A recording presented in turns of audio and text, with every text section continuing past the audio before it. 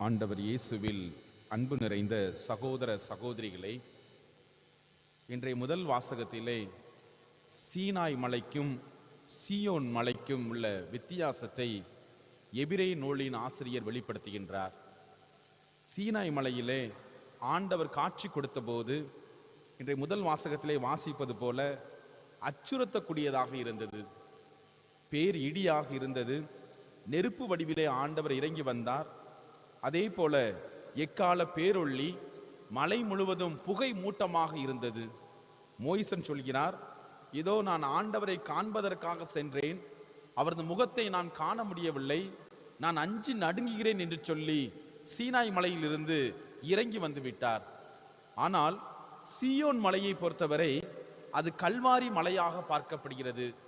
அங்கு அன்பு மட்டும்தான் ஆண்டவர் இயேசு கிறிஸ்துவால் போதிக்கப்பட்டது. சிலுவையிலே தொங்கிக் கொண்டிருந்த போதும் கூட யாரையும் வஞ்சிக்கவில்லை, எவரையும் குற்றம் சாட்டவில்லை. மாறாக அன்பும் மன்னிப்பும் தான் அந்த சிலுவையில் இருந்து வெளியேறியதாக பார்க்கிறோம். இங்கு நாம் புரிந்து கொள்ள வேண்டிய ஒரே விஷயம் என்னவென்றால், சீனாய் மலையிலும் சீயோன் மலையிலும் காட்சி கொடுத்தவர் ஒரே கடவுள்தான். ஆனால் புரிந்து கொண்ட நாம் தான் பல நேரத்திலே வித்தியாசப்படுத்தப்படுகின்றோம். இஸ்ராயல் மக்கள் அச்சத்தின் பின்னணியிலும் இயேசுவை அன்பின் பின்னணியிலும் புரிந்து கொள்ள தவறிவிட்டார்கள். அன்புக்குரிய சகோதர சகோதரிகளே, இன்று நாம் கூட பல நேரத்திலே கடவுளை அணுகுகின்ற பொழுது உறவின் அடிப்படையிலோ அன்பின் அடிப்படையிலோ நாம் இயேசுவை அணுகவில்லை. மாறாக கடவுள் மீது கொண்டுள்ள பயம், கடவுள் மீது கொண்டுள்ள அச்சத்தின் காரணமாகத்தான் பல நேரத்திலே ஆலயத்திற்கு கூட வருவதை நாம் வேடிக்கையாக மாற்றி விடுகின்றோம். ஆனால் கடவுள் அச்சத்தின் பொருட்டோ பயத்தின் பொருட்டோ நமக்கு அருகில் வருவதை அவர் விரும்பவில்லை. மாறாக உறவின் அடிப்படையிலே, தந்தை மகன் என்ற அந்த உறவின் அடிப்படையில் தான் கடவுள் நம்மிடம் வருவதை விரும்புகின்றார்.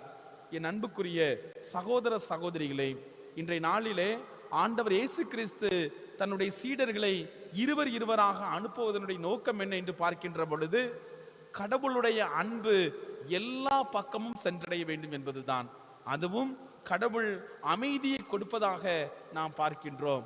எப்போதெல்லாம் கடவுளை அணுகுகின்றோமோ அப்போதெல்லாம் எதன் அடிப்படையில் நான் கடவுளை அணுகுகின்றேன்?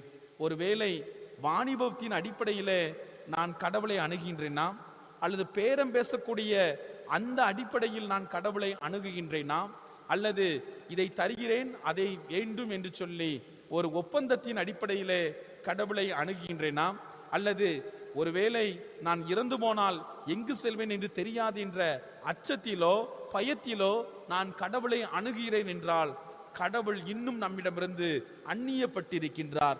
கடவுள் இன்னும் நம்மிடமிருந்து தூரமாக நிற்கின்றார். உறவின் அடிப்படையில் கடவுளோடு நாம் பேசுவோம். ஒரு பிள்ளை தன்னுடைய பெற்றோரோடு எப்படி உறவின் நிலையில் பேசுமோ அதே போல கடவுளுக்கும் நமக்கும் உள்ள உறவை நாம் மேம்படுத்திக் கொள்ள வேண்டும். இந்த உறவை எப்படி மேம்படுத்திக் கொள்வது? ஒவ்வொரு நாளும் கடவுளை நினைத்து பார்ப்பது, ஒவ்வொரு நாளும் கடவுளோடு பேசுவது, ஒவ்வொரு நாளும் அந்த கடவுளோடு பயணம் செய்வது. இந்த 3 வழிகளிலே கடவுளோடு உள்ள உறவை நாம் மேம்படுத்திக் கொள்ள முடியும். சீனாய் மலையிலும் சீயோன் மலையிலும் காட்சி கொடுத்தவர் ஒருவர் தான். அதை புரிந்து கொண்ட மக்கள் தான் பல நேரத்திலே வித்தியாசப்படுத்தப்படுகிறார்கள். தூய கல்வாரி பலியிலே நாம் மட்டும் இந்த பலியிலே பங்கெடுக்கவில்லை, மாறாக அகில உலக திரு அவைக்காக நாம் ஜெபிக்கின்றோம், நமது குடும்பத்துக்காக ஜெபிக்கிறோம்.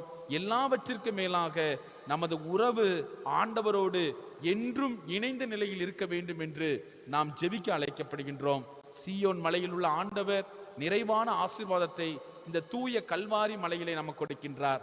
நாமும் இயேசுவினுடைய உடலை உணவாக பெற்றுக்கொண்டு, ஆண்டவரே உமக்கும் எனக்கும் நல்ல உறவு இருக்கின்றது, இந்த உறவிலே வாழ நான் ஆசைப்படுகிறேன், என்னை உம்முடைய பிள்ளையாக ஏற்றுக்கொள்ளும் என்று சொல்லி பரிசுத்தமான திருப்பலியிலே நாம் மன்றாடுவோம். ஆமென்.